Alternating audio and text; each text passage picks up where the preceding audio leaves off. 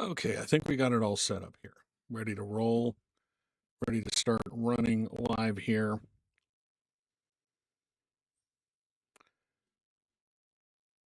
Had one little technical thing not work out, but I think we're all set now. So,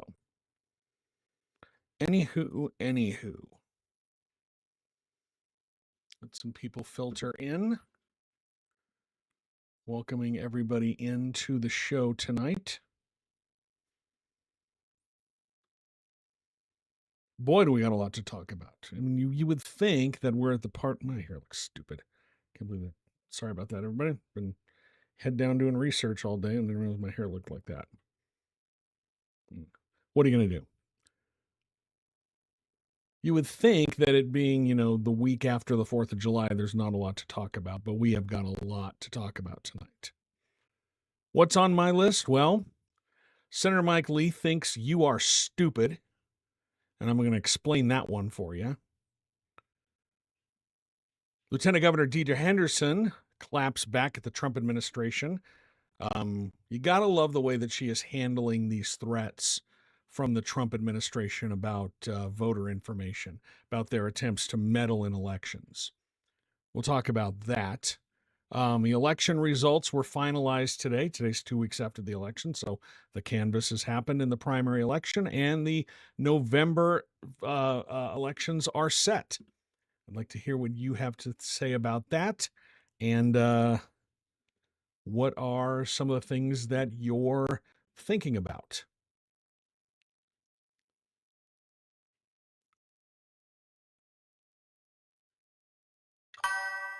I don't know why it did that.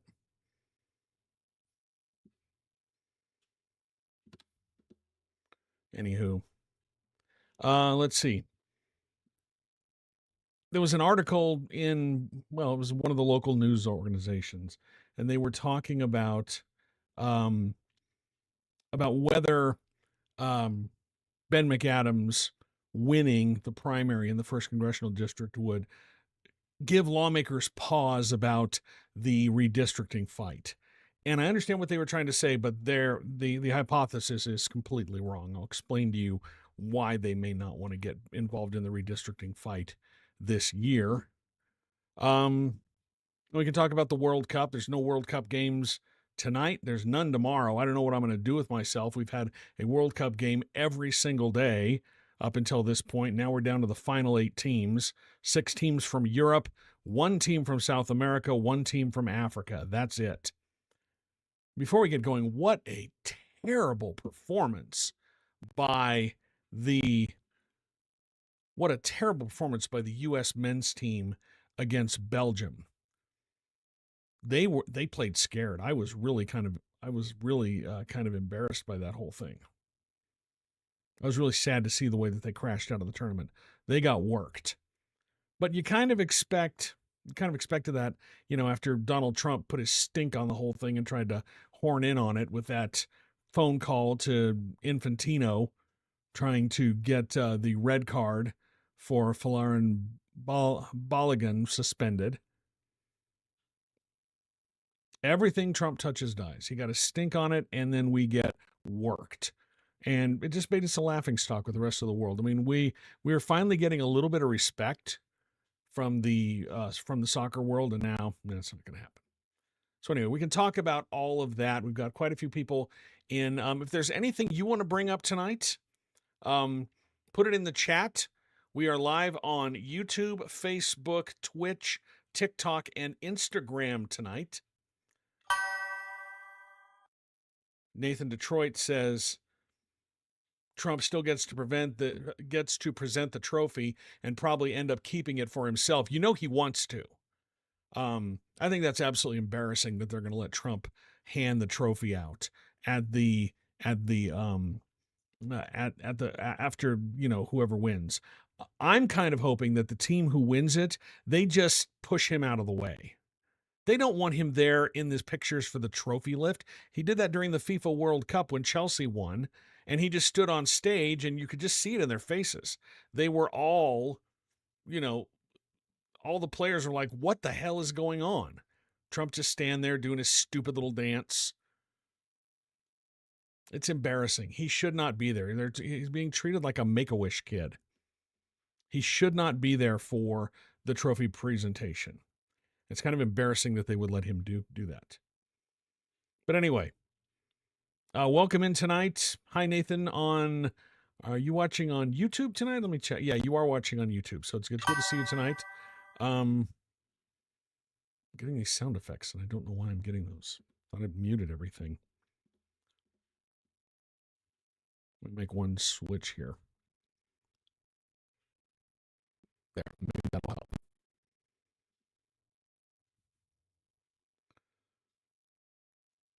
Jenna Nelson on Facebook says, let's chat about Davis County Commissioner John Crofts getting censured today. I saw some chatter about that, but I didn't have time to look it up. So I'm kind of in the dark about that. I would love to be able to talk about that, but I'm kind of in the dark about that whole thing.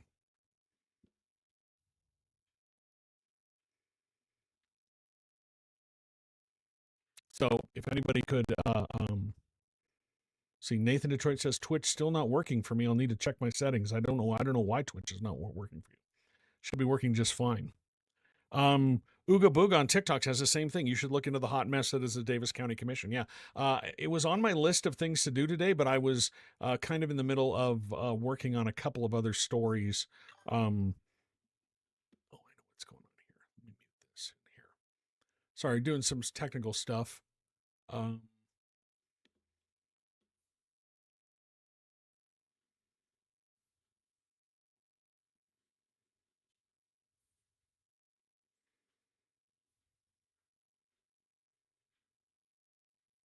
There we go. Let's see if that helps. Okay, hopefully that works. Anyway, so we got a whole bunch of stuff going on here. A lot of stuff to talk about tonight, but I want to hear what you have to talk about as well. So leave your comments and your questions in the chat, and we will, and I'll get to them throughout the evening. Jenna Nelson talking about Davis County Commissioner John Crofts. He was recently investigated for harassment and other bad conduct in the workplace after complaints from 26 current and former employees. Yeah, I'm gonna have to go back and look at that. So I do know that there's a video of that online. I'm just not prepared to talk about it tonight because I wouldn't be able to speak about it with any authority. So definitely will take a look at that because quite a few people were trying to point me to that this evening. Or earlier in the day. But welcome into the show tonight. My name is Brian Schott. I am the publisher and managing editor of Utah Political Watch. You can find us online at utahpolitics.news. I'm an independent journalist. I've been covering Utah politics for more than 25 years.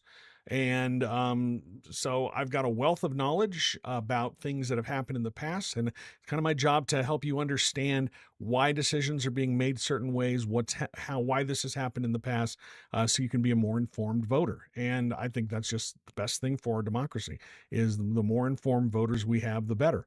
The great thing about being an independent journalist is there's no corporations telling me what to cover. There's no billionaires writing me checks to make sure that I can do this. My entire operation is funded by my readers, by my viewers, by people who watch the live stream, watch my TikTok videos, watch my Instagram videos, read my stuff online, read my stuff on Facebook. That's how all of this stuff happens. And if you want to help make it happen, the easiest way to do it is go over to my website. That's utahpolitics.news. And you can sign up for my newsletter. That's free. It's very easy to do, and you'll get an email with all of my journalism sent directly to your inbox when I publish a new story. But if you want to make more live streams like this possible, more journalism like I do possible, you can become a paying subscriber, $55 a year, $5 a month. It's like 17 cents a day. You get a few extra things if you do that. And you can also, and if you don't want to be if you don't want a subscription, you can always throw a couple dollars in the tip jar. All of that goes to fund what I do here at Utah Political Watch and makes more stuff like this possible. And to those of you who have already done that. I really appreciate it. Nathan Detroit, who's always in on these live streams, he's one of our subscribers.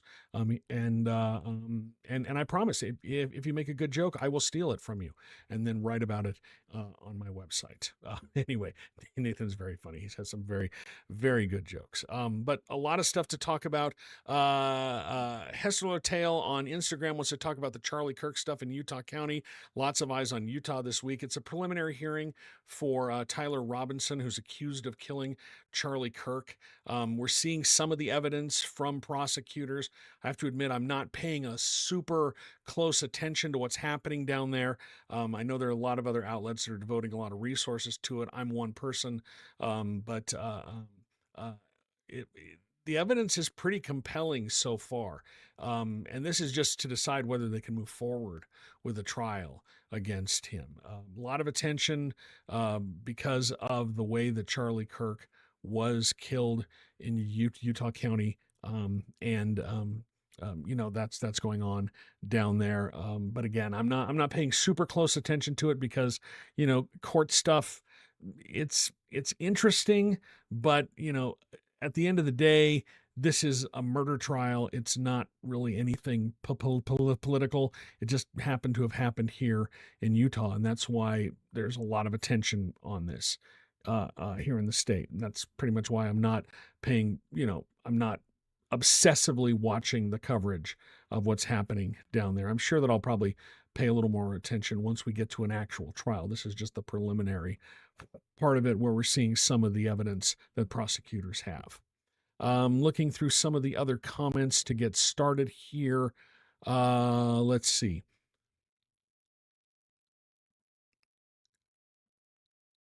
Coveted Platypus on TikTok asks a question, and we're going to talk about Mike Lee in a second. So this is a great way to just jump into this. They're saying, not saying this should be you, Brian, but why don't the local media ever hold Mike Lee accountable? Like him saying the Patriot Front guys were SPLC, that's libel. Because Mike Lee does not talk to the local media unless they are friendly to him. He obviously won't talk to me.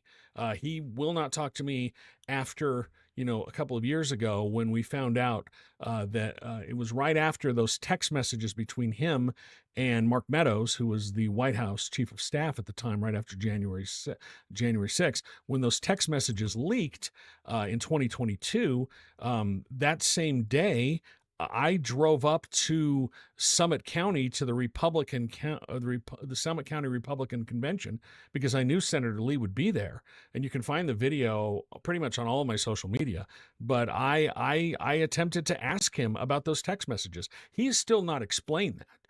And he will not go on any media that does not treat him with kid gloves. He spends all of his time talking to Glenn Beck. He goes on Fox News, Benny Johnson, the guy who was paid by the Russians.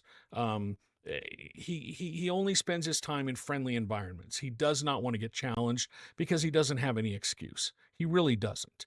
And he knows what he did. He just doesn't want to get challenged. He wants to live in his own little fiction. But what Coveted Platypus brought up, and this is something that happened over the weekend. If you remember, the Patriot Front bozos, those Nazis, white supremacists, marched in Washington, D.C. If you remember a couple of years ago, they tried to march through a pride parade up in Idaho, and they had trouble with their U-Haul because they drove there in a U-Haul, and there were all sorts of issues, and they got arrested. There were some guys from Salt Lake City who were part of that. Well, these Patriot Front idiots marched in Washington, D.C. on the 4th of July. They walk around and they look like Best Buy employees with their blue shirts and khaki pants, and white face masks, and then their khaki hats. They want to be a paramilitary organization. They are a bunch of white supremacists. They are Nazis. If you see their postings around, they're here in Salt Lake City, they're in a lot of cities, talking about preserving the white race. I mean, they are clearly a far-right wannabe militia group. And they march through Washington, D.C. And I'm going to bring these tweets up here. But our illustrious Senator Mike Lee, he was posting, and he does this every time that they march. Because if you remember, they marched down, I believe it was at the Riverton City Hall last year. But every time that there's a video of these absolute dorks marching, um, this white nationalist and fascist group, Patriot Front, whenever they're marching, Senator Mike Lee starts talking about how they are feds or they are actually Democrats. And he thinks he's being funny, but he does this every single time. But the thing you need to understand about why he does this is because Mike Lee thinks you are stupid. That's the only reason why he does this. Mike Lee thinks you are stupid, or he's making this argument for his followers who are, shall we say, politically unsophisticated. That's what it's for. And if you want to make a Venn diagram of Mike Lee's supporters and the people he thinks are stupid and those who are politically unsophisticated, it's basically a circle. They're all the same people. But Mike Lee is making this argument for that group, for people who have zero critical thinking skills, who people he has zero respect for. He thinks he is the smartest person in the room, and he thinks that you are stupid. And he thinks it's funny. It's not funny, and it's just bad. Someone says the YouTube stream is really choppy. Let me see if I can. Might need to fix just the latency on that. Let's see. Can I fix that? I guess I can't do that. I have no idea why it was there. I have it on low latency. I've never really done any. I haven't changed that in the past. But anyway, Mike Lee thinks you're dumb, and that's why he makes these arguments. The tweet I have up right now, he says, "Are these really the most believable fake white supremacist SPLC money can buy?" What he's doing there is he's arguing. Remember, the Trump administration indicted the Southern Poverty Law Center. They brought charges against Southern Poverty Law Center because they're claiming that in their investigations, they paid informants inside these white supremacist groups, which they do. That's what they've done in order to get in to infiltrate these groups. And the Trump administration is saying, well, they're actually funding, racism. They're actually creating this. They're claiming it's all fake. And so Mike Lee making a bad faith argument. If you read the legal filings in this case that the Trump administration is bringing against the SPLC, it's completely laughable. But the whole reason why they're doing that is because they want to silence groups like the SPLC, groups who go after hate groups. That's the whole intention of this, and they're making other groups that probably don't have the resources of the SPLC think twice about speaking out against the Trump administration. That's what happens. But that is where that's why he's making these arguments. Because he thinks you are stupid. He thinks you're dumb. He had another tweet here. This is probably the earlier one where he says, "Patriot Front brought to you by leftists who don't know that patriots don't wear masks." Now, this is apparently something about COVID, because conservatives, right-wingers didn't wear masks during COVID, completely ignoring the fact that it's, the ICE agents are all wearing masks and they're fighting for their ability to wear masks. This is all just really, it's a stupid argument from a man who thinks he's smarter than you. He thinks he's funny. He's not funny. Mike Lee is the most insufferable dork on the planet, and he thinks that you're dumb, and that's why he's making this argument. He thinks that the people who support him are stupid, and that's really the only way. That's really the only thing that I can say about this.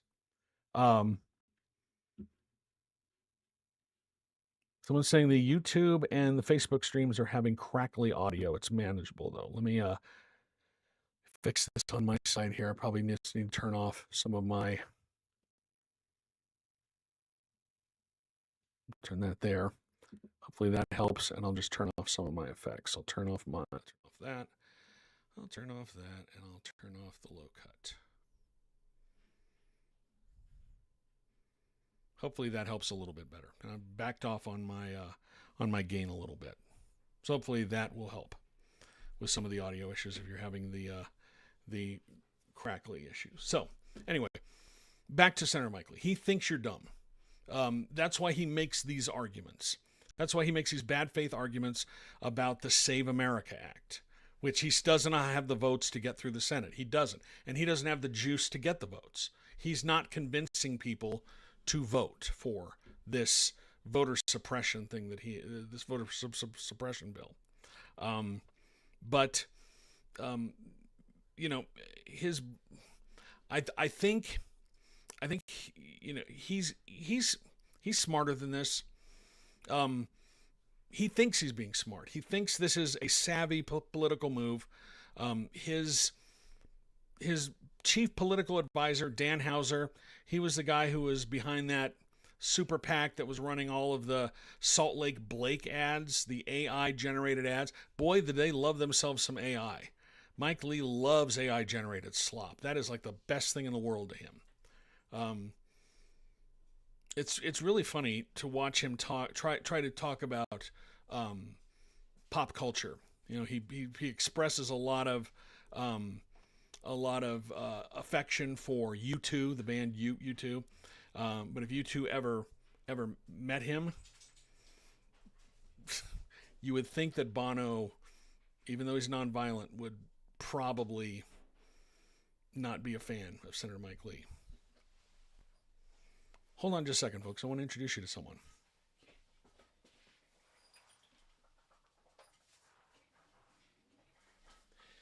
We have a new friend in the house. This is Daisy. We got Daisy from Dirt Roads Rescue. No, Rescue Rovers. Got her. And she is just a sweetheart. But this is Daisy. She is our new friend in the house, and she is just an absolute sweetheart. So say hello to everybody. Say hello to everyone, Daisy. This is Daisy. She's our new friend. She came to us a couple weeks ago. And she's just been a delight. Haven't had a pup in the house for a long time. So we're learning that over. And we're also learning that being a puppy is dealing with a puppy is a young person's game. I'll put it that way. She's probably about 4 or 5 months old, very young. We think she's a healer mix of some sort, but she is just a sweetheart. So anyway, that is Daisy, and just wanted everyone to meet her. So back to Senator Mike Lee. The reason he posts this stupid stuff is because he thinks you're dumb. That's the only reason why he does it.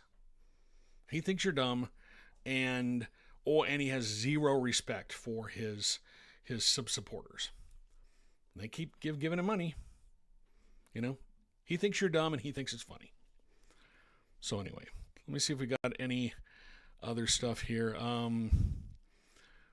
Looks like turning off those effects. I've got a new audio. Well, not an audio, but I'm using a different audio interface, and it's just got a software update. So I was trying to put some of the effects in there, and I think that's what's causing the issue. So let me look over some of the comments here. As a lot of stuff to talk about tonight. Let's see. Gabriel on YouTube says, did we get any surprises in the final vote count, or did Representative Lee still lose as bad as he did on election night? Yes. Representative Trevor Lee did lose as bad as he did on election night. That's because we had a change in the law. Change in the law is those election totals.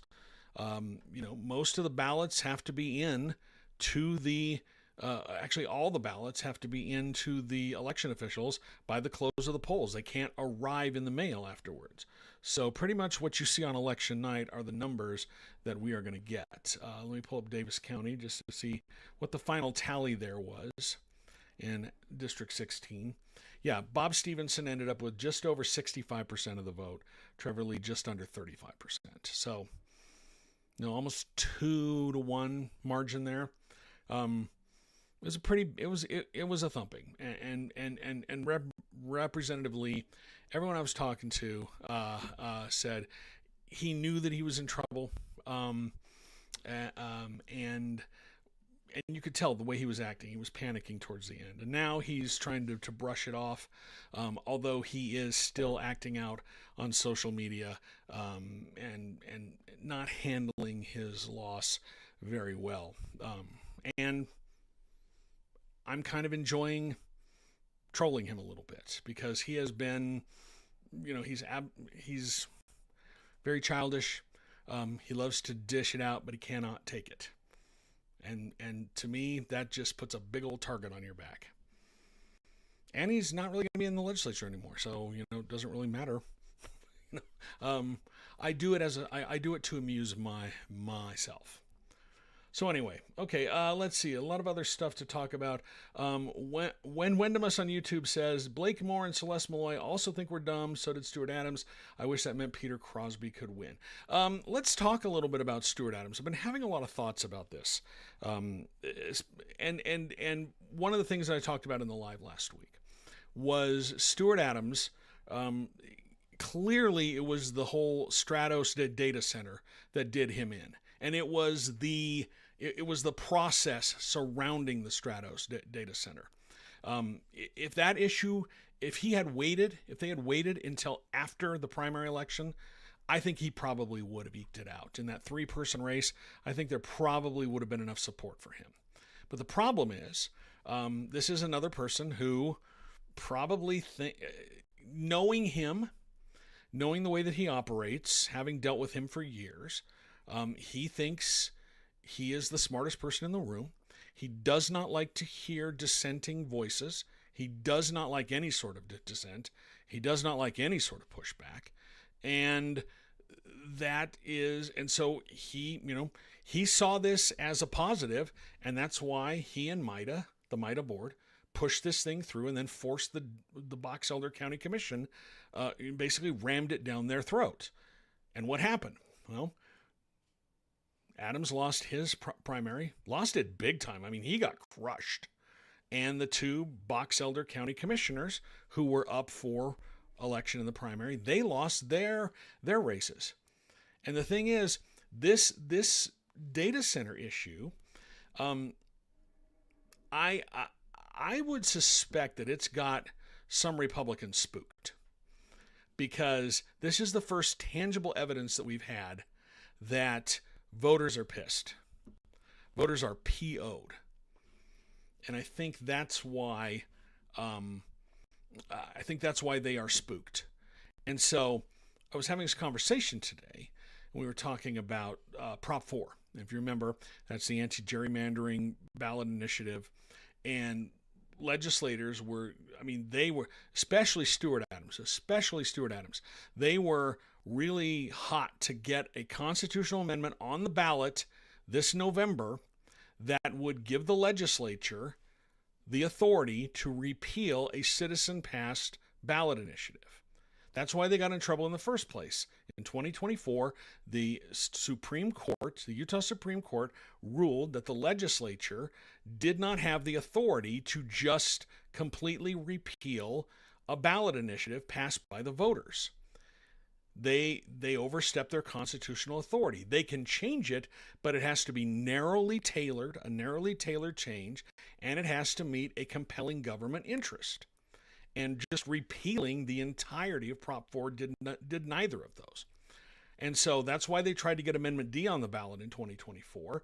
And the reason it was kicked off the ballot is because they didn't meet the noticing or the notice requirements, in which it has to be published in a newspaper in each county in the state 60 days before the election.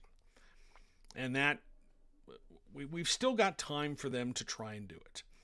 But I wonder if they're going to, because voters are not happy with them right now. I don't think voters trust the legislature.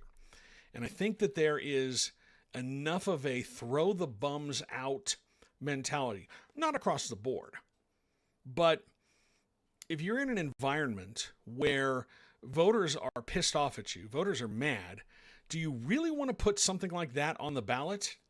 And they don't have to do it this year, because the next time that they're going to be doing redistricting is 2031. So they could wait to put it on the ballot in 2028. They could put it on the ballot in 2030.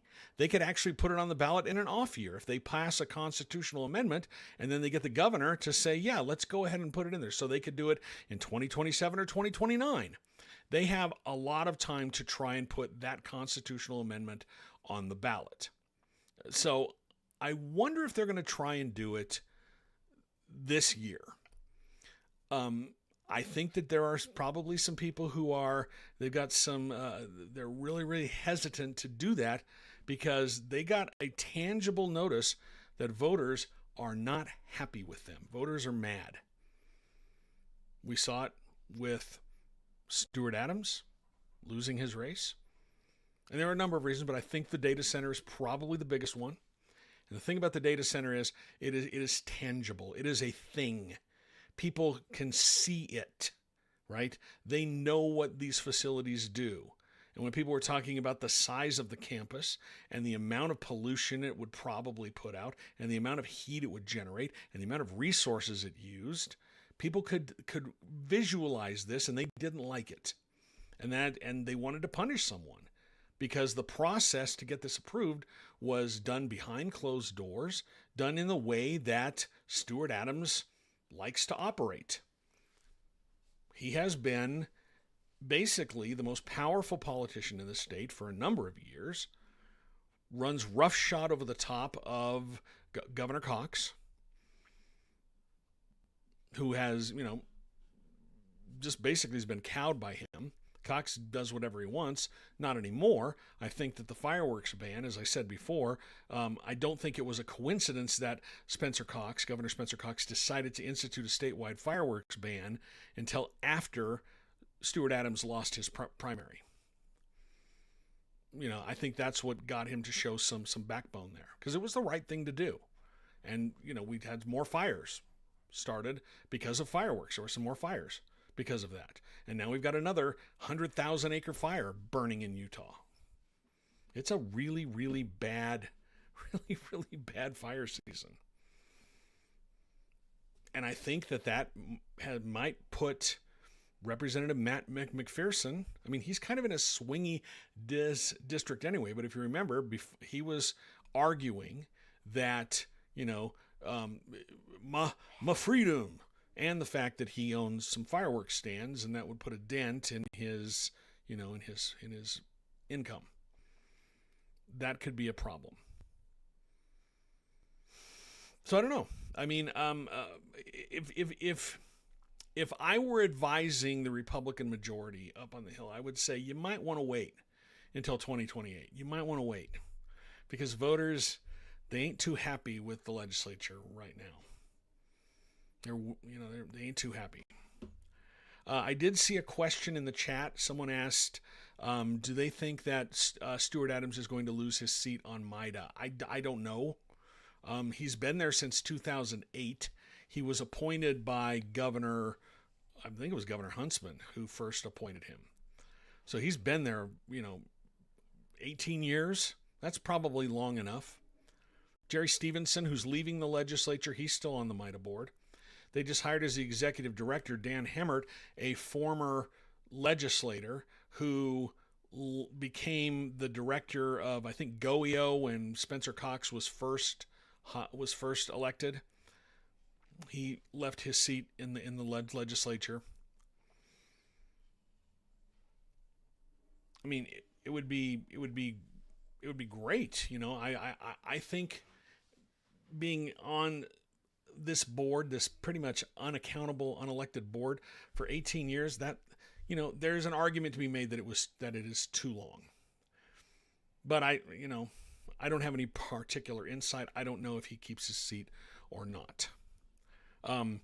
SJ on TikTok asks, what do you think he'll do now that he lost his job? Well, he's wildly wealthy. He owns so much land. He owns a lot of land. He's a real estate developer. He does have his company. So he certainly has got his job. He just doesn't. Um, the one thing he does, when he didn't have to really run for office because he was just a shoe-in. This, as I said, this is the first time he's ever really had to compete for the seat. What he would do is he would just travel all over the place using campaign funds, which you can here in Utah. If you go back and look at his disclosures, there were years that he spent more. There were years when he was on the ballot where he spent more on travel than he did on his actual campaign. He had to spend so much money on his campaign this year, and it didn't work for him. When Windema says he's going to keep pulling strings just without oversight. Oh yeah, for sure. I mean, he's still a very, very influential person. He can't quite become, he's not supposed to become a lobbyist right away. There is a cooling off period, but Senator Kurt Bramble found the loophole on that where if he's lobbying for his company, he can do that. So he might be able to do that. I don't know. And Wendemus on YouTube asks, is anyone out there trying to repeal the power to create MIDA and improvement districts with initiative maybe? I'm hopeful about Carol Smackman Moss's new organization. I don't know what's going to happen to MIDA, because when Stuart Adams was there, everyone knew that you did not mess with MIDA. That was his baby. You didn't do anything to try and rein it in. That was his thing. But now he's not in charge anymore. So maybe they'll do something superficial that will look like, some sort of regulation, make it look like they're trying to rein it in. The problem is they've gone so far beyond what they were initially intended to do. They're, building creating the Falcon Hill part right outside of Hill Air Force Base makes sense. Moving Fort Douglas makes sense. Building a luxury hotel at Deer Valley, I don't know how that's a benefit to the military. But they use the power of the state to issue bonds. Taxpayers aren't on the hook for those bonds. I mean, the bonds that they issue to pay for this infrastructure, taxpayers aren't on the hook for that.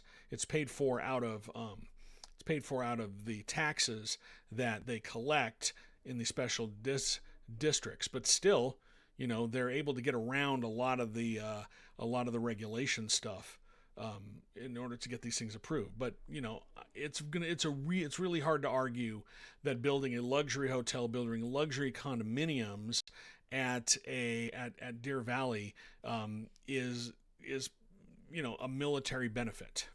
It's really hard to do that. Utah Grid says, I believe there are other organizations that were created, Inland Port, for example, with similar limited restriction powers. Yeah, that's one of the things that they like to do. The legislature loves to do that, love to create these bodies. The joke is, they believe in local control until the locals need controlling, and then they step in.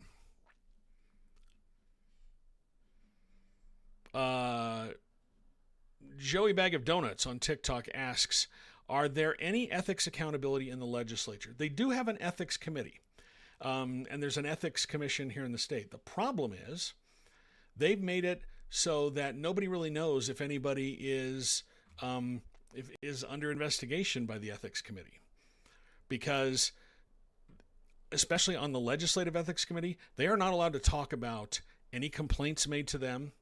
Those are in the rules. They are not allowed to talk about that. They are not allowed to acknowledge that there's been an ethics complaint filed. They do whatever they can to keep these things away from the public. And that all came after Greg Hughes got in some ethical trouble when his dealings with the Utah Transit Authority. If you remember, they were taking all these wild trips around the world with the UTA, and people filed some ethics reports on him, and I believe there was an investigation. Nothing really came of it, but then after that they revamped the ethics rules, and now the ethics committee, someone can file an ethics complaint, but it's really hard. I'll have to look up the rules for you, but it's really hard to get an ethics complaint heard. It's really hard to substantiate it, and it can't be disclosed to the public. So yeah, I mean, ethics in the legislature, good luck. Let's see. Let's talk a little bit about what happened today. Well, one more bit from this discussion on Stuart Adams. I wanted to get to it a little bit later, but there was an article in the Tribune today by Robert Gehrke. He was looking into what happens with the Utah Senate after Stuart Adams leaves. Are things going to change? Or are they not? It was a pretty great quote in there from former Senator Daniel Thatcher, who he clashed with Adams a lot. Like they really butted heads throughout his tenure in the Utah Senate, and he said that he left the legislature. One of the reasons he left, I mean, he had some health problems, but one of the reasons he left is because of the heavy-handed way that Adams handled things. His quote was, "He unilaterally overrode the caucus on a regular basis. He treated anyone who disagreed with him, no matter how respectfully, with absolute utter contempt and cruelty. He conducted business in the dark like he was growing mushrooms." That's a pretty good description of how Stuart Adams handled his time in the Senate. That's a pretty good description of how he ran things. And it frustrated a lot of people. Everything that I know about how Stuart Adams operated in the Senate, everything I know about it, that quote rings 100% true. And just look at what happened when they switched leadership. In 2024, Evan Vickers was elected the majority leader. Don Ipson was the majority whip, and Milner was the assistant majority whip. And what happened was, when the whole fight, rewind, that was not in 2024, that was in 2022. 2022 is when they were elected. So they were in those positions during the 2023 session, during the 2024 session, all the way up until the 2024 election. And what I've heard from several people, very reputable sources, is that in public, Vickers, Milner, Ipson, they were loyal soldiers to Adams, especially around the Amendment D thing, which, the constitutional amendment that will allow them to overturn or repeal any citizen initiative. They were very loyal soldiers. But behind closed doors, away from the public, because the Senate does all their business in closed caucus. They have closed caucus. Republicans get together and meet. You're not supposed to talk about what happens in the caucus at all. Few people have talked to me about what happens in the caucus, but you're not supposed to.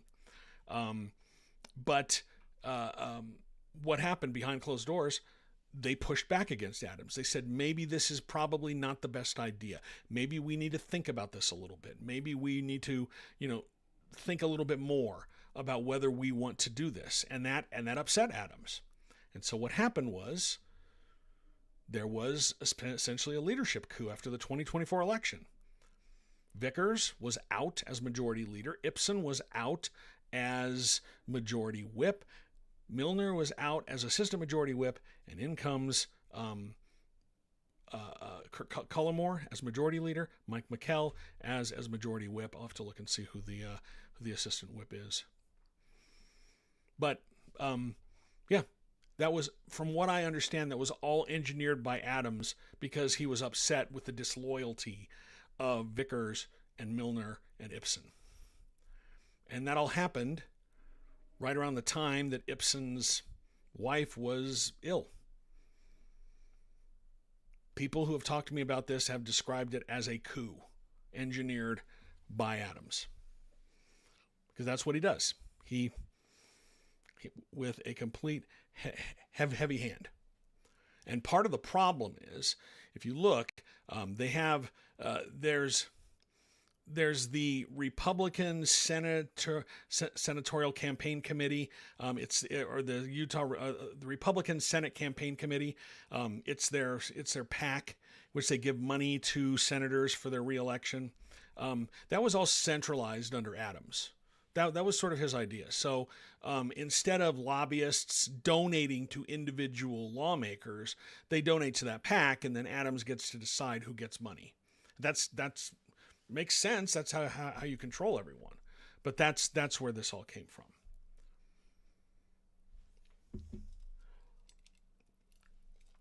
So anyway, that's enough about Stuart Adams. If you have any thoughts, any questions, any comments, please leave them in the chat. I'll be happy to address that. Let's talk a little bit what happened today with, excuse me, Lieutenant Governor Deidre Henderson.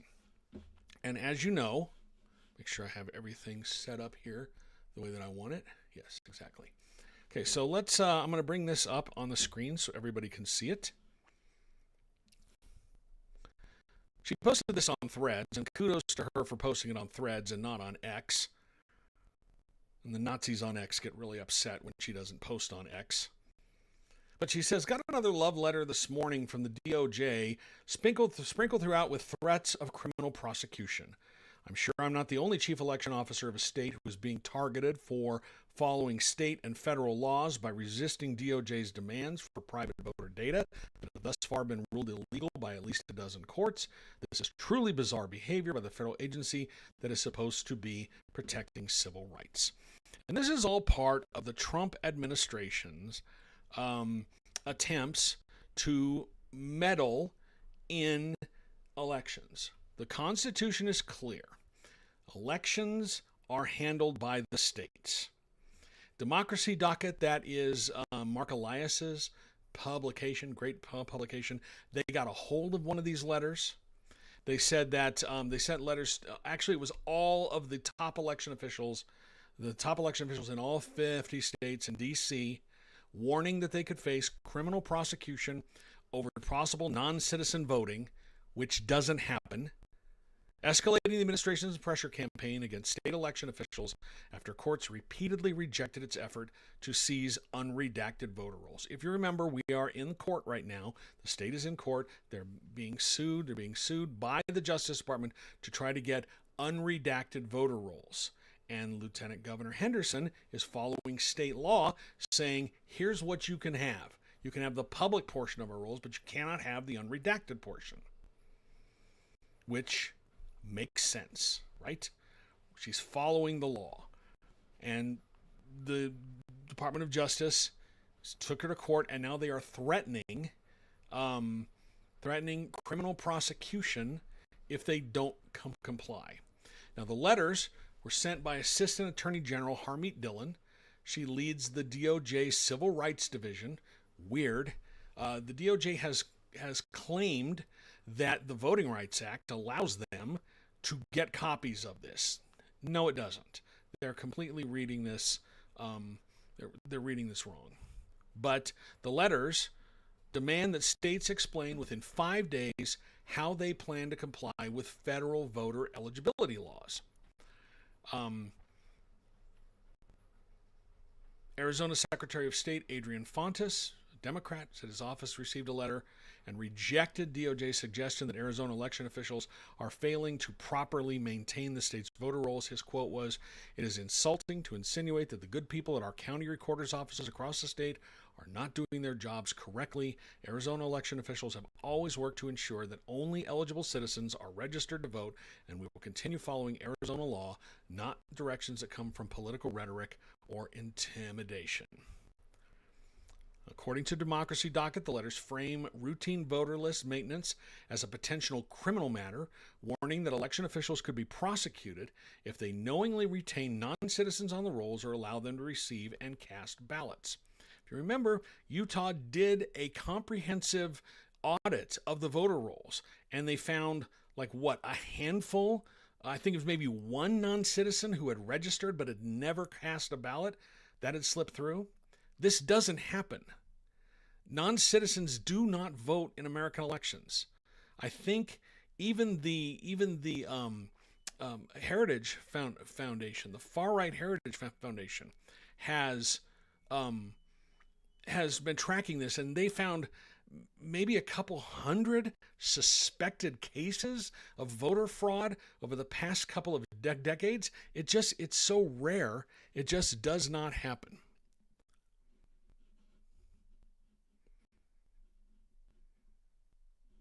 Kiki and the Cats asks on TikTok, did you see Terry Orm's letter in the editor in the Salt Lake Tribune? Who's going to tell Cox what to do? Yes, I got a huge laugh out of that. This is very interesting. You know, I mean, Henderson, Lieutenant Governor Henderson is doing heroic duty. And I applaud her for the way that she is handling these ridiculous requests from the Trump administration. There's no legal authority. There's no constitutional authority for them to create these, you know, to ask for the unredacted voter rolls. There's no constitutional authority. There's no legislative authority. It does not exist. Elections are up to the states. The states are the ones who are in charge of it. The states are the ones who handle this. And, you know, she seems to relish pushing back against the Trump administration on this. Can you imagine what it would be like if we had Aaron Davidson as the lieutenant governor? Or you go back and think about, was it Natalie Clausen, who was running with Phil Lyman in 2024 on his ticket? Could you imagine if she was a lieutenant governor, what a mess our elections would be? I mean, man, oh man. Kiki and the Cat says, with her choices, she's talking about Henderson, I feel like she's moving the pieces in place to run for governor in 2028. I've told you she will be a front runner for governor simply because of her name ID. But I think if she can get on the ballot, if she can get through a Republican primary, I don't know if she can get through a Republican primary. And maybe she runs as an independent. I don't know. But she's got a lot of goodwill pushing back against this obvious manipulation, these ridiculous justifications, these ridiculous attempts to put the thumb on the electoral scale by the Trump administration. People are noticing what she's doing. She is meeting this head on. And you have to applaud that, because courage is in such short supply, especially politically these days. Anybody who shows some courage, you have to encourage them. You have to do it. So I applaud what she's doing. I think that, you know, I mean, yeah, if she decides to run for governor, I mean, she's going to have a really tough time ahead of her. She would not get through a Republican convention.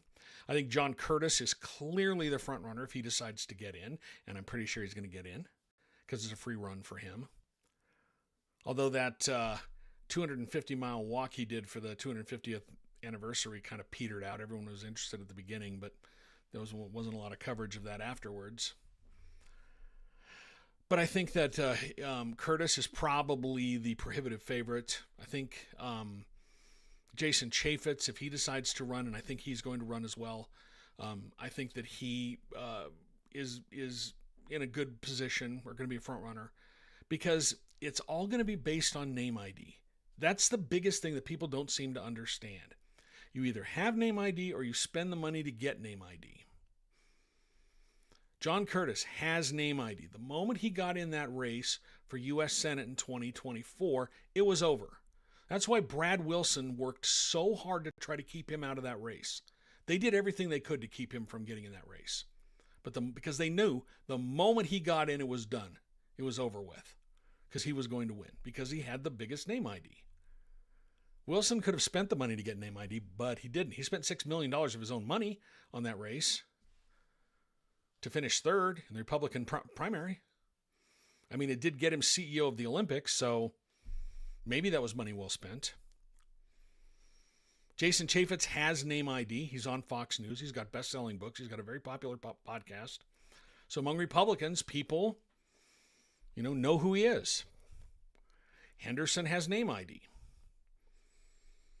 The one person who I think really had their gubernatorial aspirations took a hit during this election cycle is Mike Schultz. Mike Schultz, he's gearing up to run for governor. governor. At least that's what it looks like. And everyone I talked to said, yeah, he was going to run for governor, and he's going to run for governor in 2028. The problem is nobody knows who he is. It's the same problem Brad Wilson had. Yeah, sure, he's Speaker of the House, but nobody knows who he is. Now, Schultz has a lot more money than Wilson does. I mean, Schultz has a private jet that he owns with Kevin Garn. That's the kind of money that Schultz has. He likes to pretend he's a rancher, but he's a very wealthy man. But is he willing to spend that? I mean, he's probably worth 50 million, 100 million, somewhere in there. Is he willing to spend the kind of money it's going to take? Because these slick videos where he's talking directly to camera, talking about, whatever policy position. By the way, you're paying for those as a taxpayer, paying $6,000 a month for those things, as I've reported. But is he willing to spend that kind of money to be on that? Because those videos ain't doing it for him. They're not. Nobody watches them. He's going to have to do like a sustained advertising blitz. And that may not even be enough to help him. You remember back in 2004 when Leavitt was not going to run for another term. And this was the primary that Jon Huntsman was in. Leading up to that primary, for almost 2 years, Fred Lampropoulos of Merit Medical, he had ads on KSL that he ran in Morning Drive radio back in 2002, 2003, 2004. That was pretty expensive. Those were expensive spots. He had them in Morning Drive, Afternoon Drive. And they were like commentary about something in the state. And he ran those things constantly. And that was all to build name ID because he was going to run for governor. It didn't work because the moment Jon Huntsman got in that race, it was over with. I remember distinctly, I was working for KSL Radio at the time, and and I had never met Jon Huntsman, never met him at all. I was working for KSL Radio at the time. We got a news alert or news release that he was going to be filing to run for governor. So I trekked down to the elections office. This is when it was in the basement of the Capitol, right off of the north entrance. Went down there to file, and it was the first time that I ever met him. We had a nice conversation. Jason Chaffetz was actually running his campaign at the time. But I remember this distinctly. I came back from that assignment, went to my editor, and I said, "That's your next governor." And they said, "Really?" I said, "Yeah, he's charismatic. He's well-spoken. He's charming. People are going to gravitate to that." And I was right, because I'm always right. Because I'm always right. And that's why you're watching tonight. But, Schultz, he's going to have to spend a lot of money to get his name ID out there. And that might not even work because I don't know if he has the kind of charisma. I don't know if he has the kind of charisma to win over an entire state. I mean, frankly, they just have to win the Republican nomination. But I'm sure his heart dropped into his butt the moment he heard John Curtis was thinking about running. Because that is the one thing that would just end his gubernatorial ambitions immediately. So anyway, but yeah, I do think that Deidre Henderson, I applaud her for pushing back against the Trump administration on this. I think it's the right thing to do. It's clearly a bad faith effort by the Trump administration to try and put their thumb on the scale. What they want to do is they want to purge voter rolls. Get rid of people who they think shouldn't be on the voter rolls. Make it harder for people to vote. Get them off the voter rolls so they're not registered. It's all part of an effort to put their thumb on the scales ahead of the 2026 midterms. And you only do that if you're scared, if you're worried that you're not going to win. So let's see if there are any other comments in here. Let's see.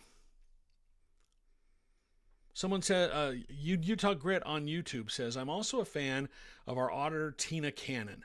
I will give her some props as well, but I do kind of have to chide her because she went on that stupid God and Country podcast with Uriah Kennedy. That guy is such a clown. If you want to laugh, go on this.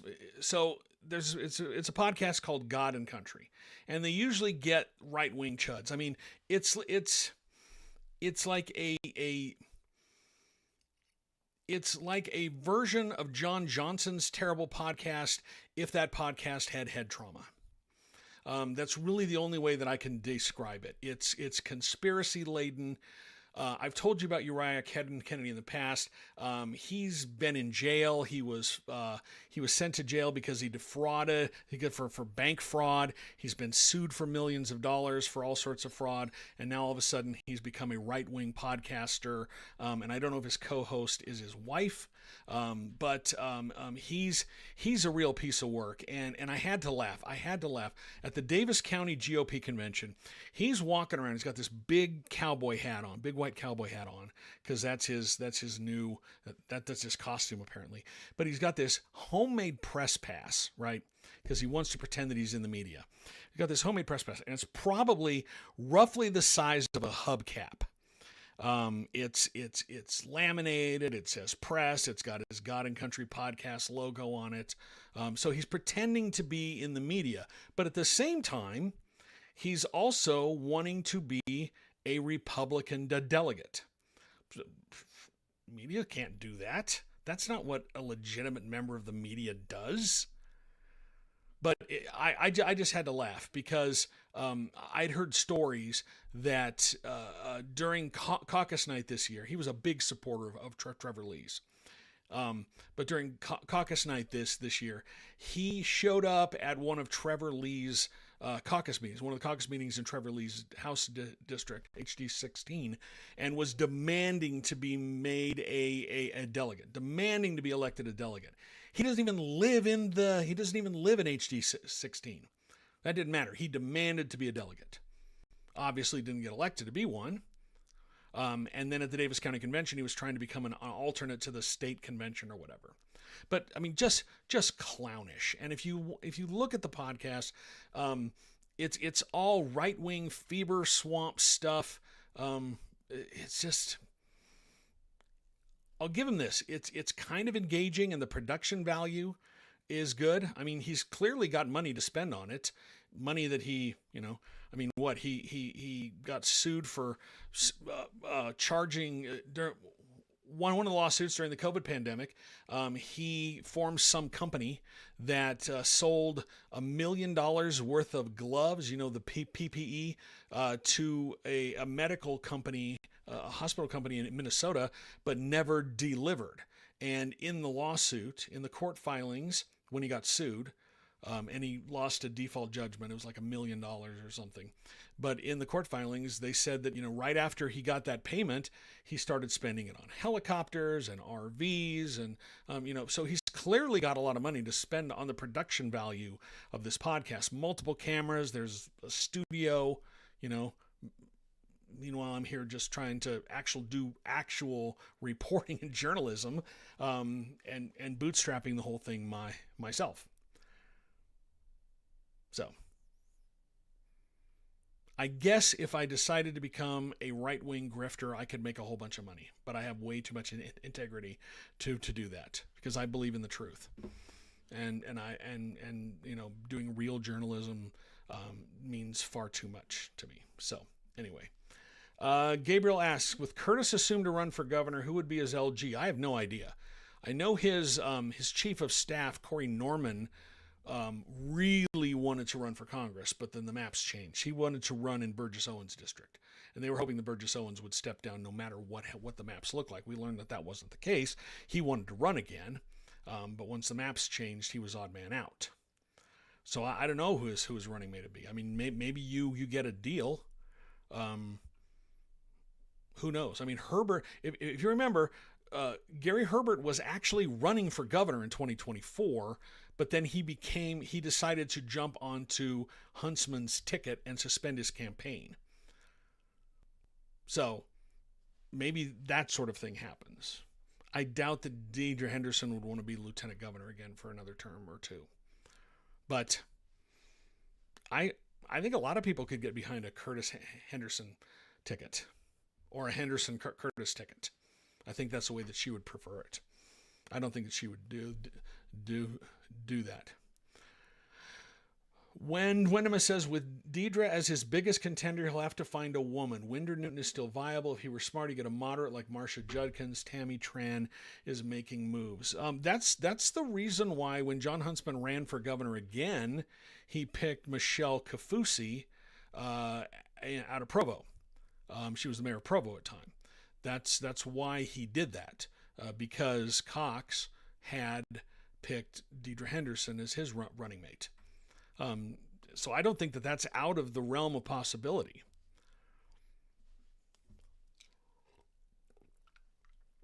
I don't know.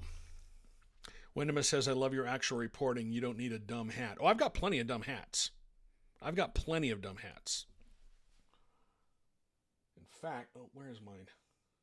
Yeah, hold on a second. I got to tell you this story. Speaking of dumb hats.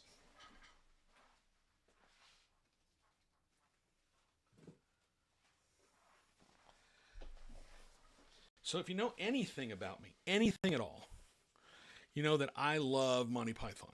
And Holy Grail is one of my favorite things. So I actually have this Tim the Enchanter hat that I purchased. And funny story, the day that it arrived in the mail, I had it on. God, I love this hat. I had it on, and I came out of my office, and my wife was working in her at her desk, and I came out with it, and she looked at this and she said, "What is that?" And I replied, "This is a Tim the Enchanter helmet from Monty Python and the Holy Grail." And she replied, "Okay, I know what it is. Why is it in my house?" So not exactly her favorite thing. I love this hat. When they did the anniversary showing of Holy Grail in the theaters, I had a whole outfit. I dressed up as Tim the Enchanter. That is my favorite character from that entire film. So anyway, just had to share. But yeah, so I have stupid hats. I just don't try to make them a part of my reporting. I don't know if you can see it. You can see it over here on the on the landscape feed on YouTube and on Facebook. But that right there is my Magneto helmet that I bought. Again, not my wife's favorite thing, but she still puts up with some of my juvenile behavior. So anyway, okay, what else is on my list tonight? Actually, I'm going to go through some of the comments here. Let's see. Kiki and the Cat says they know Utah's moving towards becoming a swing state. That probably won't happen if that does happen, it won't happen anytime in the next 10 years. Utah's not going to be a swing state in 10 years. It's still going to be a majority Republican state. I did have a conversation with BYU professor Jacob Rue, and he posts some pretty great things online, and he's talking about some of the demographic changes, some of the religious changes. And I'll be dropping that as a podcast either tomorrow or Thursday. We had a good conversation today about that. So stay tuned for that, but I'm sure that you're going to want to see that. Your Green Griffin 4, I hope I'm saying that correctly, on TikTok says that podcast was worth watching because Tina Cannon gave inside scoop on how vindictive Adams is. That was probably the most useful episode that they've ever done. Most of the time it's just most of the time it's just right-wing fever swamp stuff. It's really, really bad. Kiki and the Cat said they're talking about the cool glasses. Yeah, they're actually toppers here. It's a brand called Pear Eyewear, and they're attached by magnets. I have different colored ones. These are just my favorite ones because, hoist the black flag, especially in our current political climate. Bmida19 on TikTok says, I've read that Utah will be Democrat by 2040. I don't know. The demographics of the state are clearly changing, but demographics are not destiny. it's still going to take a lot of work by whichever political party to try and attract younger voters. I mean, Republicans have tried to do that. The problem is they're going out and getting neo-Nazis like Kai Schwemmer, and they think that that's outreach to the youth. Doesn't quite doesn't quite work. You know, that's their idea of outreach to the youth. Let's see. Going down my rundown here, I have a few other things here. So let's talk a little bit about, there was a story on KUER, and we talked a little bit about this, where they said the headline was, McAdams' win could give Utah lawmakers pause on reviving the redistricting fight. And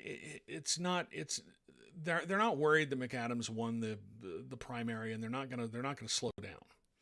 Like I've said before, I fully expect them to try and redraw the maps before the 2028 election. Redraw those congressional maps, and I think they've got a good argument. That map was put in place by a judge. It was drawn by the plaintiffs in the case. The only reason that map is there is because lawmakers tried to use a map that was illegal. It did not meet the requirements of Prop 4.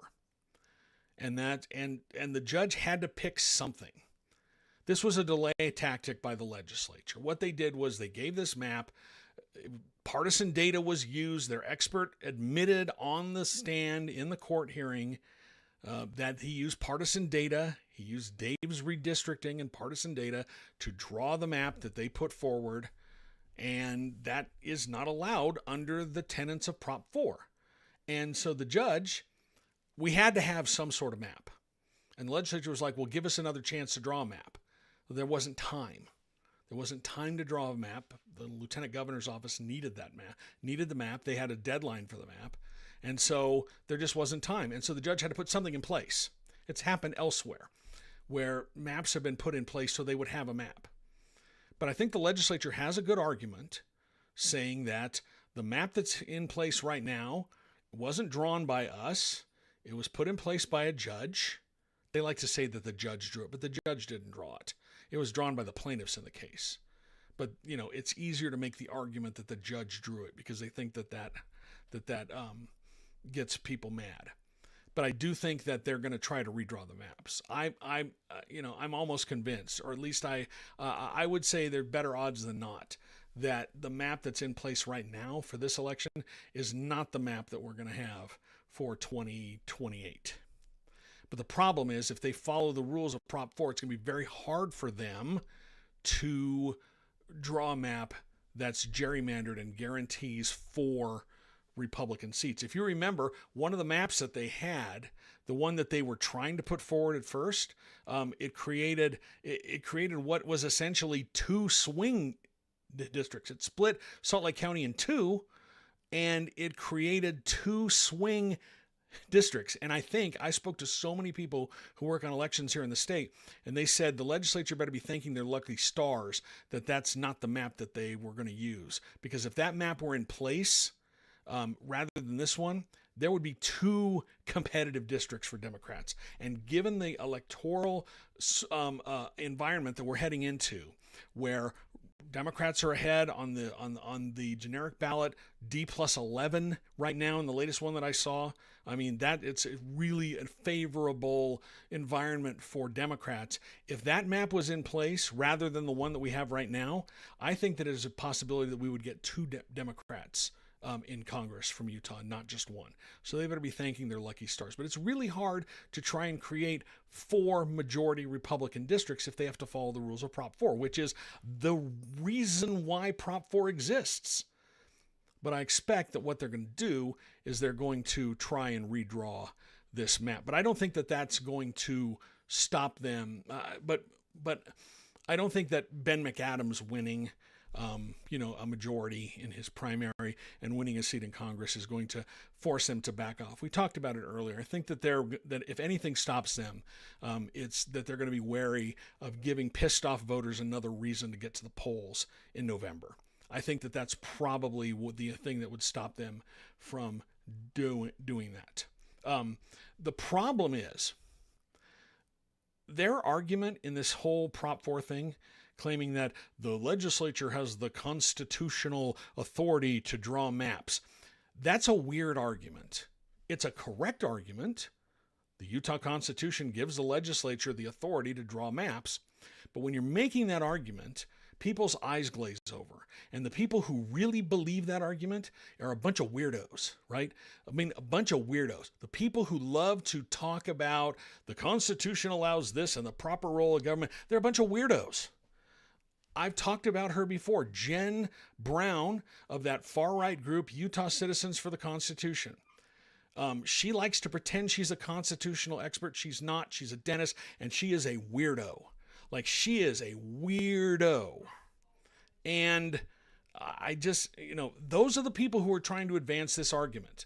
So when you're talking to normal voters and you're trying to say, we must honor the Utah Constitution, blah, blah, blah, and the other argument is, hey, you passed a law, you passed an initiative that creates fair maps. That's an easy argument to make.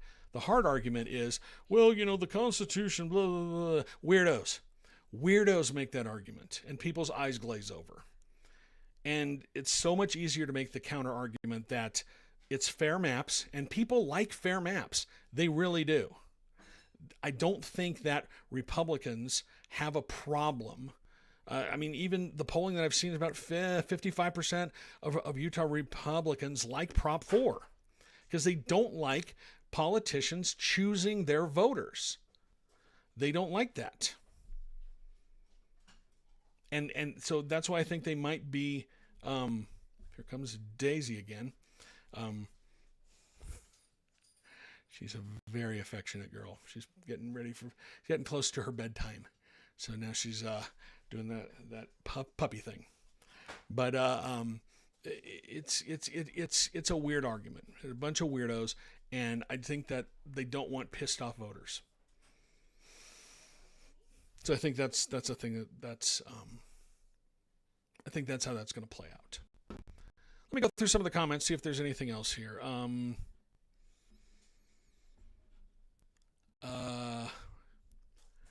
Nick Kick Noons on Instagram says, what's going on with the DOJ notice to Lieutenant Governor Henderson? Are all states receiving these warnings? We talked about that a little bit earlier in the show. And yes, all 50 states in D.C., they got this letter from the Department of Justice, the Civil Rights Division, from Assistant Attorney General Harmeet Dillon, who's in charge of the Civil Rights Division. And she sent this letter threatening criminal prosecution if states have undocumented citizens, undocumented voters on their rolls. It's a thing that doesn't happen, but it's part of this Trump administration. And Governor Henderson rightly pushed back against that. I'll bring that up here again in case people didn't see it. This was her response. Got another love letter this morning from the DOJ sprinkled throughout with threats of criminal prosecution. I'm sure I'm not the only chief election officer of a state who's being targeted for following state and federal laws by resisting DOJ's demands for private voter data that have thus far been ruled illegal by at least half a dozen courts. This is truly bizarre behavior by the federal agency that is supposed to be protecting civil rights. Good on you, Lieutenant Governor Henderson. That is the correct response. Because, as I said, this is the Trump administration trying to put their thumb on the scale, voter intimidation, trying to interfere with elections when the Constitution specifically gives the states the authority to run their own elections. And the federal government has no authority to do that. Katie Did It asks, could Utah's Attorney General side with the Trump's DOJ and force Henderson to turn over the rolls? What is the opinion of UT's GOP concerning the voter rolls? I did see that some members of the Republican Party Central Committee, and you have to understand that that's the governing body of the Utah Republican Party. It's not, Rob Axon is the chairman, but he doesn't run the party. It's the state central committee. They've got like 140, 160 some odd members on that. And they want to censure Lieutenant Governor Henderson for pushing back against the Trump administration. The problem is the person who wants to run this resolution censuring her is Sophie Anderson, who was running Phil Lyman's campaign, and she is one of the, she's a kook. She is an absolute kook. She is an election conspiracy theorist. And, they're still having trouble coming to grips with the fact that Phil Lyman got destroyed in that primary election. Like, it wasn't even close. I think he won maybe one county. I'll have to go through those numbers. But yeah. I think the AG could, but the AG really doesn't have any authority to make the lieutenant governor comply with the federal government. That's not his role. And knowing how Derek Brown operates, I mean, he's close to the Trump administration, but I don't think that he would force Deidre Henderson to try to do something that she doesn't want to do. And he understands the law. Utah law is what governs elections here in the state. The federal government has no role in elections. The reason why Mike Lee wants to pass his Save America Act is to let the federal government interfere with elections. That's what he wants to do. And he's admitted the reason why is because they're worried that they're going to lose the midterms and they have to put their thumb on the scale. So I don't know if I doubt the attorney general would do something like that.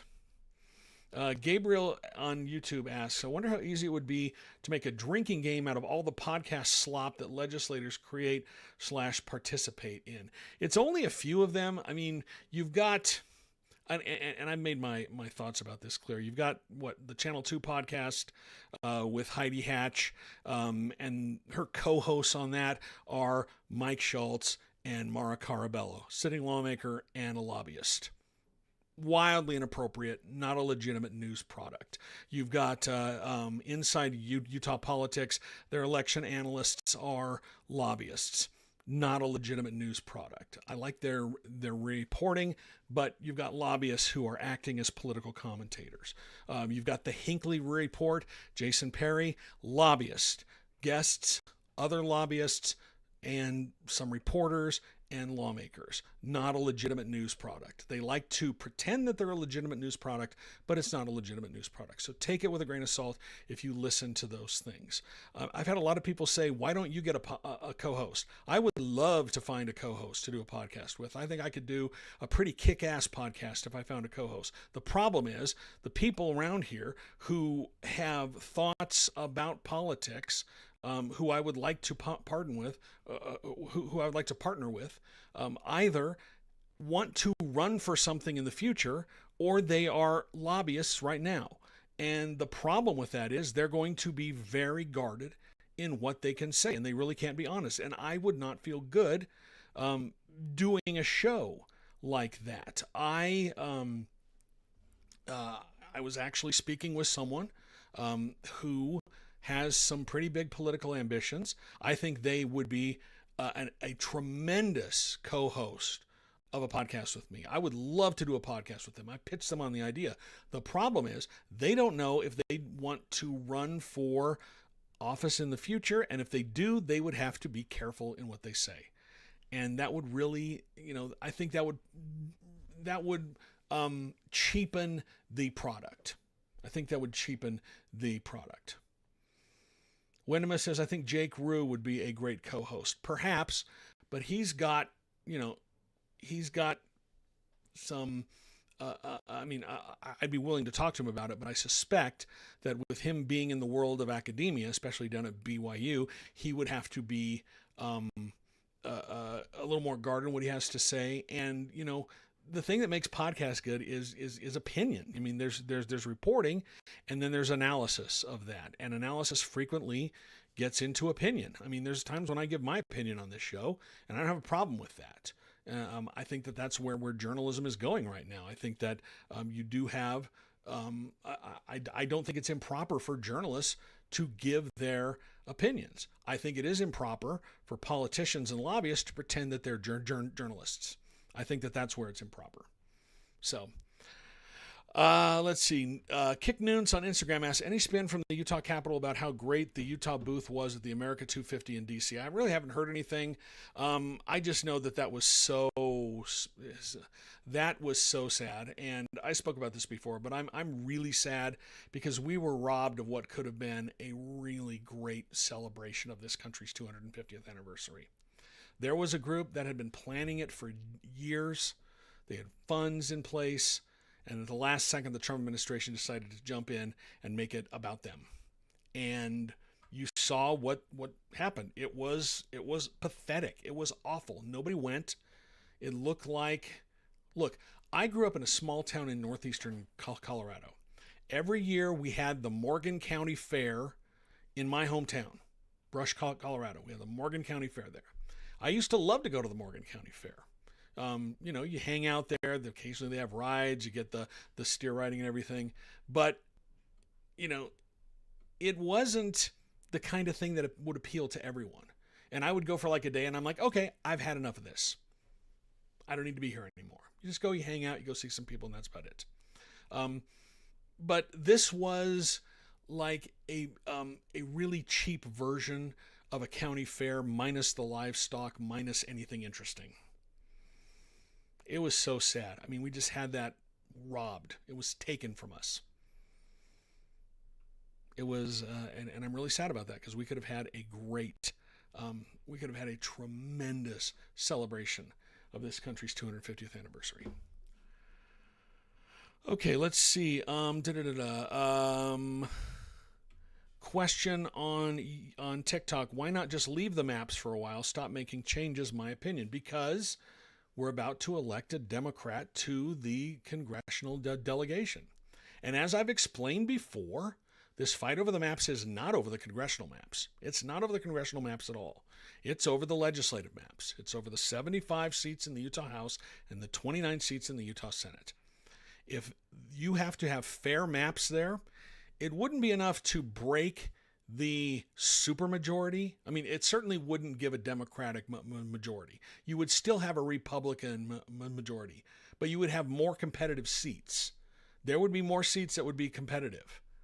But the problem is that means that candidates would actually have to work and campaign, and you would have to nominate candidates who could be elected to those competitive seats. This year was the first time ever that Stuart Adams had to compete for his seat. When he was first elected to the Utah House, he won in a special election, and the only people who voted on it were the delegates. And then when he ran for re-election to the Utah House, he won the nomination convention, only voted on by the delegates, and then he was a shoo-in in November because it was an overwhelmingly Republican seat. Then he left the legislature, came back into the Senate. How did he get into the Senate? Well, Greg Bell had just left to become lieutenant governor to Spencer Cox, and Greg Bell had left to become lieutenant governor to Gary Herbert. I get those names wrong. Greg Bell had left to become lieutenant governor to Gary Herbert, and so it was an open seat, and Stuart Adams won the special election, voted on by who? Republican delegates. And then he wins in November because it's an overwhelmingly Republican seat. This was the first time he was ever forced into a primary, first time he ever had to make his case to a wider universe of Republican voters, and what happened? He got spanked. Almost 2-1. The not Stuart Adams vote was almost 2-1 larger than the yes Stuart Adams vote. That's what happened. And so this whole map fight is not about the congressional maps. We're going to get a 5th congressional seat in 2031 anyway.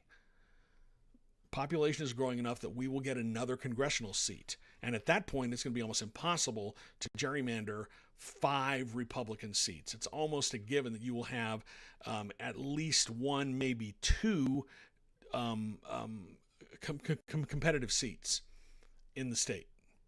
It's going to be almost impossible to do that. That's not what this fight is about. This fight is about whether or not they have independently drawn maps for the Utah House and the Utah Senate, because you will have more competitive seats. And Republicans don't like that. Republicans in the legislature, they saw what happened to Stuart Adams. He had to fight for his seat. But on the other side, Jordan Tusher had to fight for his seat, and he won. Brady Brammer had to fight for his seat, and he won. I think, having to face more voters, convince more voters for your seat is a good thing. But that's what this fight is about. So, anyway. Payson on TikTok says, Brian, congrats on your case moving forward. What races are on your radar up north? We'll have to take a look at that. We can talk about that next time. I'm running out of time, but in case you didn't see this, the 10th Circuit Court in Denver a week ago today revived my case against the Utah legislature for denying me a press pass. They said that I made a credible argument, at least at the first. We still, there's still a lot of court time ahead. There's still court arguments ahead. But I credibly alleged that the legislature locked me out, did not give me a press pass because of my viewpoint. No viewpoint discrimination. You cannot discriminate based on someone's viewpoint. And so they revived 2 of the complaints in my case, and now we're going back down to the Utah District Court. The legislature has 14 days to request a rehearing at the 10th Circuit. I don't know if they're going to do that. They have another week. If they're going to, I suspect they'll do it at the last second, and then we'll file for that. I haven't heard anything from my lawyers about that. So I don't know where that stands. But for now, the case is alive. We're still moving forward. And, and then we get to go and make our, we get to go and make our case. If they choose to continue fighting this and we go through the whole process, that means at some point we will have discovery. I would love to take a look at the emails that, went back and forth about this press pass, about the press credential policy, because when they did their sworn deposition, when they spoke up under oath, they were asked if they consulted with any lawmaker about this. If they consulted with any lawmaker, if they consulted with anybody in the legislature. And they said, oh, no. They did this all, they just did this all for themselves. They did all themselves. All the staffers did it. No lawmakers were involved. Well, I'd love to see those emails. As a journalist, I'm sure that they would be thrilled to turn over a whole trove of emails to me, a journalist, to go through. I would love to do that. And as Kiki and the Cats points out on TikTok, just keep in mind that the Utah taxpayers are footing the insane bill for the state's defense. Yes, they are using a boutique law firm out of Washington, D.C., and I got a hold of those invoices, and so far, they have spent about $423,000 on defending this lawsuit to keep one person, me, from getting a press credential and being in the room where I can ask some questions. If you read the opinion from the 10th Circuit, one of the things that the legislature said was, he can watch live streams. He can watch live streams of press conferences or recordings of press conferences, and that's just as good. And the justices also, and the judges all said, wait a minute, no. That's not the same thing as being in the room to answer questions. And as when Wendemus says on TikTok, $500,000 is ridiculous. Well, yeah, that's their cost. If I win, the state's going to have to pay my lawyer's costs too. I'm hoping that they will just decide that the fight is not enough, that they'll look at this ruling and say, do we really want to go through with this? And they will just settle. I wonder, I suspect that one of the reasons why I don't have a press pass, I can't say this for certain, but I did anger Stuart Adams. I did make him mad with some stories that I wrote.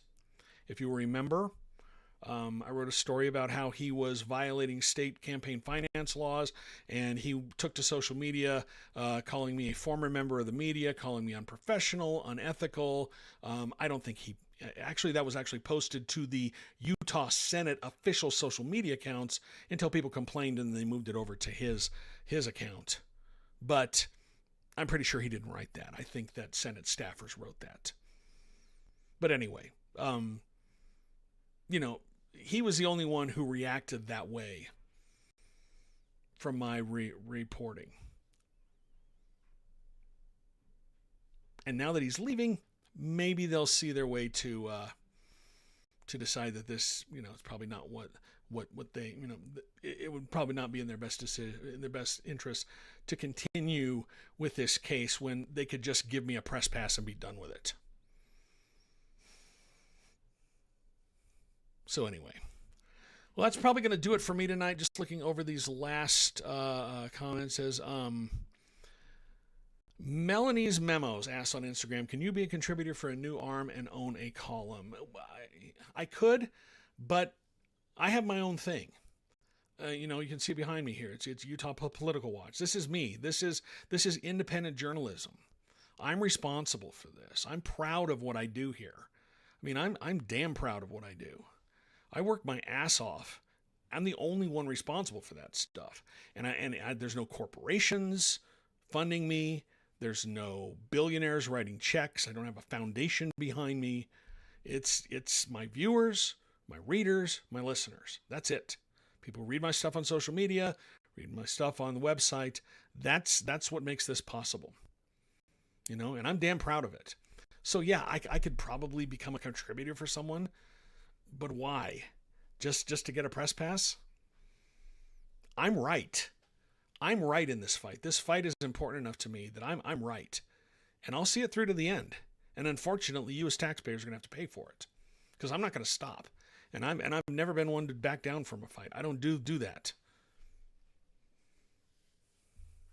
I don't think they expected to get this kind of a fight. So anyway, I didn't mean to react so forcefully to that, Melanie. Apologize for that. But this is something that I truly believe in. I believe in journalism. I believe in the First Amendment. I believe in what I'm doing. So anyway, I'm going to wrap it up here. Thank you, everybody, for joining me tonight. Thank you for your attention. Thank you for your attendance. Thank you for your questions and your comments. It's been really lively. Sorry if I couldn't get to everybody's comments tonight. I will give you a little bit of a pitch here. If you want to make more live streams like this possible, more of my journalism possible, there's a number of ways to do that. One, just give me a follow on whatever app you're watching right now, TikTok, Instagram, Facebook, YouTube. That all helps. And you can also go to the website, utahpolitics.news. Sign up for my newsletter. It's free. Most of my journalism is free. You'll just get an email saying, hey, here's a new story, and it'll direct you to it. That's the best way to read my stuff. If you want to support what I do, because I am reader supported, right? This is journalist owned, journalist operated. I'm responsible for what goes on that website. I do all the work. I do everything behind the scenes. I do all the technical stuff for these live streams. And if you appreciate that, if you want to make more of this possible, you can become a subscriber. It's $5 a month, $55 a year. You get a few extra things if you do that. Or you can, and if you don't want a subscription, you can throw some money in the tip jar. All of it goes to fund this. And like I keep saying, it's growing. I appreciate the support. Never in a million years did I think that as many people as do support me, and I'm so grateful and thankful for it, but we could always use more of you. I mean, look, I don't have the resources of Uriah Kennedy and the God and Country podcast. I just don't. I do not have the resources of those chuds, right? And that's because I don't, fraudulently sell PPE during COVID or commit bank fraud, which is something he did, right? But I'm bootstrapping this whole thing. But we could always use more support. And if you appreciate it, I'm just asking you to go to the website, utahpolitics.news, sign up for the newsletter, become a subscriber, throw some money in the tip jar. All of it goes to fund this stuff. We do it all on a shoestring, but I try to make it as good a quality as possible. So anyway, thank you so much for your time and your attention tonight. I appreciate it. Hope you all have a great rest of the week. If anything else happens this week worth talking about, I will be back with another live. But until then, I'll be back next Tuesday for sure. Thanks again for for joining me tonight. I really appreciate it. And I hope you have a great evening. We will talk to you again soon. Bye.